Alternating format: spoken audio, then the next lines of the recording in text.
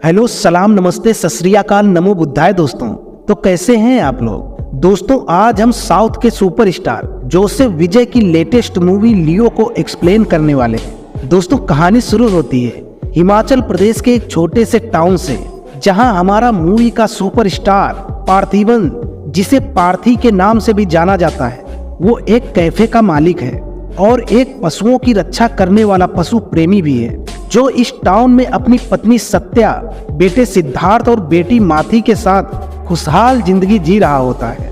पार्थिव बहुत ही फुर्तीला और जाबाज इंसान होता है। उसकी बहादुरी तब पता चलती है जब टाउन में एक लकड़बग्घे का आतंक शुरू हो जाता है। पूरे वन विभाग की टीम उस लकड़बग्घे को पकड़ने में नाकामयाब हो जाती है। एक दिन लकड़बग्घा एक स्कूल के अंदर प्रवेश कर जाता है, तो सारे शहर के लोग और वन विभाग की टीम उस लकड़बग्घे को जान से मारने की कोशिश कर रहे होते हैं। लेकिन तभी जाबाज पार्थी की एंट्री होती है और पार्थी बड़ी ही बहादुरी से उस लकड़बग्घे पर काबू पा लेता है। जोशी एक वन विभाग अधिकारी है और टाउन में एक अन्य तमिल व्यक्ति और उनकी पत्नी प्रिया के पार्थी और उनके परिवार के साथ बहुत अच्छे संबंध हैं। दूसरी तरफ मूवी में दिखाया जाता है कि पार्थी के शहर में एक लोगों को लूटने वाला गिरोह हत्याओं का सिलसिला शुरू कर देता है। इन्हीं हत्यारों में से एक हत्यारा बड़ा ही क्रूर किस्म का होता है। वह लोगों को लूटता है और साथ में उनको गोली से उड़ा देता है, और वो हत्यारा औरतों के ऊपर बुरी नजर रखता है। वो हत्यारा अचानक पार्थी के कैफे में एक महिला कर्मचारी से बदतमीजी करता है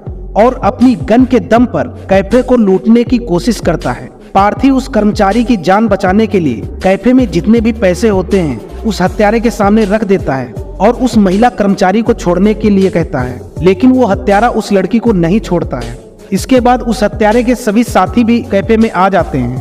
अब स्थिति बहुत गर्म हो जाती है और फिर कैफे में पार्थी और उन हत्यारों के बीच में घमासान लड़ाई होती है। इस फाइट को देखकर बड़ा ही मजा आता है दोस्त। लेकिन वह हत्यारा पार्थी की बेटी को जान से मारने की कोशिश करता है। इस परिस्थिति में पार्थी उसी की गन से उन चारों हत्यारों को गोली मारकर हत्या कर देता है। उसके बाद में वहां पुलिस आती है और पार्थी को गिरफ्तार कर लिया जाता है। लेकिन कोर्ट आत्मरक्षा में हुई घटना को बताकर पार्थी को बाइज्जत बरी कर देती है और पार्थी को वीरता पुरस्कार से सम्मानित किया जाता है, जिसकी वजह से पार्थी की फोटो न्यूज़पेपर में आ जाती है। दोस्त पार्थी को वीरता पुरस्कार देने की वजह से दास एंड कंपनी के सदस्यों ने उस पर ध्यान दिया, जो दो भाइयों एंटनी और हेरोल्ड दास की स्वामित्व वाली एक तंबाकू की फैक्ट्री है। एंटनी और हेरोल्ड दास इस कंपनी की आड़ में बहुत से इलीगल धंधे भी करते हैं। उन्हें शक होता है कि पार्थी एंटनी का मरा हुआ पुत्र लियो दास है। इन सभी घटनाओं से परेशान होकर पार्थी ने खुद को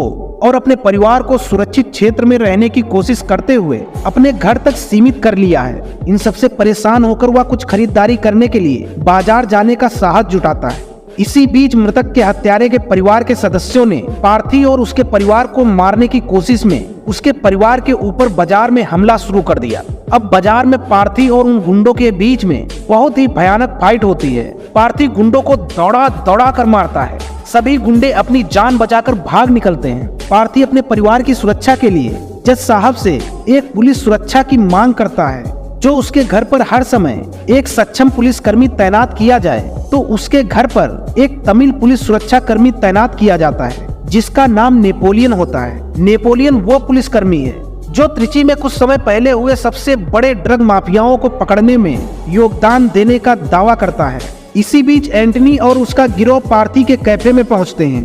वे पार्थी को इस बात पर सहमत होने के लिए परेशान करते रहते हैं कि वह वास्तव में लियो है, लेकिन पार्थी पूरी तरह से इन दावों को खारिज करता रहता है। एंटनी दास पार्थी की पत्नी सत्या के मन में संदेह का बीज बोता है, जो अंततः अपने पति पर संदेह करने लगती है और पार्थी के बचपन से लेकर अब तक की सारी जानकारी इकट्ठा करने लगती है। वहीं लियो के बारे में जानने के लिए उत्सुक जोशी एक कैदी से मिलने के लिए जेल जाता है, जो दास एंड कंपनी का सदस्य था, जो लियो को बहुत अच्छी तरह से जानने का दावा करता है। उसने खुलासा किया कि एंटनी के जुड़वा बच्चे लियो और एलिसा दास थे, जिन्होंने उसके अवैध ड्रग कारोबार में सभी जमीनी काम किए थे। एंटनी मानव की बलि देने में दृढ़ विश्वास रखता था। एक ज्योतिषी ने सुझाव दिया कि अपने कारोबार को आगे बढ़ाने और ज्यादा बढ़ाने के लिए यह आवश्यक है कि वह एक विशिष्ट कुंडली के किसी व्यक्ति को मार डाले, जो केवल 2 लोगों से मेल खाता हो। इस कुंडली से मैच खाते हुए उसके अपने 2 बच्चे थे। वह एलिसा की बलि देने का फैसला करता है लेकिन क्रोधित लियो ने उसके सारे गोदाम में आग लगा दी। एंटनी ने एलिसा को मार डाला और माना कि उसने लियो को भी सफलतापूर्वक मार डाला है। लियो के बारे में जानने के बाद जोशी ने पुष्टि की कि वह निश्चित रूप से पार्थी नहीं हो सकती, क्योंकि वह दोनों बिल्कुल अलग हैं। एंटनी ने पार्थी के बेटे को किडनैप कर लिया और बदले में एंटनी को पार्थी ने मार डाला और हेरोल्ड दास से मिलने के लिए दास एंड कंपनी फैक्ट्री पहुंचा। हेरोल्ड कई सबूत पेश करता है कि पार्थी वास्तव में लियो है, लेकिन पार्थी उन सभी को नकारता रहता है। हेरोल्ड पार्थी की पत्नी और बेटी को मारने के लिए आदमी भेजता है, लेकिन जोशी नेपोलियन और लकड़बग्घा, जिसे उसने पहले स्कूल से बचाया था और बाद में अपने पालतू जानवर के रूप में अपनाया था, सबने मिलकर उन गुंडों को मार गिराया और उसके परिवार की रक्षा की। अब उधर हेरोल्ड और पार्थी के बीच में बहुत ही घमासान फाइट होती है।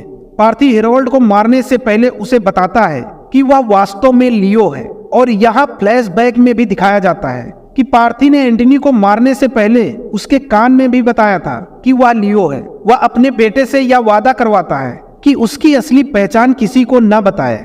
अब लियो अपने बेटे के साथ अपने परिवार के पास घर लौट आता है। इसके बाद उसे द ब्लैक स्क्वाड के एजेंट विक्रम का फोन आता है और वह उसे अपनी टीम में भर्ती करना चाहता है, जो इस समाज को नशा मुक्त बनाने पर काम करती है। अब यहीं पर हमारी मूवी लियो समाप्त हो जाती है। दोस्तों, मुझे आशा है कि आप लोगों को मेरा एक्सप्लेनेशन पसंद आया होगा। अगर हाँ, तो वीडियो को लाइक करें, शेयर करें और कमेंट बॉक्स में अपनी राय जरूर लिखें, और हो सके तो रोसा वर्मा ओदवाले चैनल को भाई जरूर सब्सक्राइब करें। वीडियो देखने के लिए बहुत बहुत धन्यवाद। जय हिंद, जय भारत।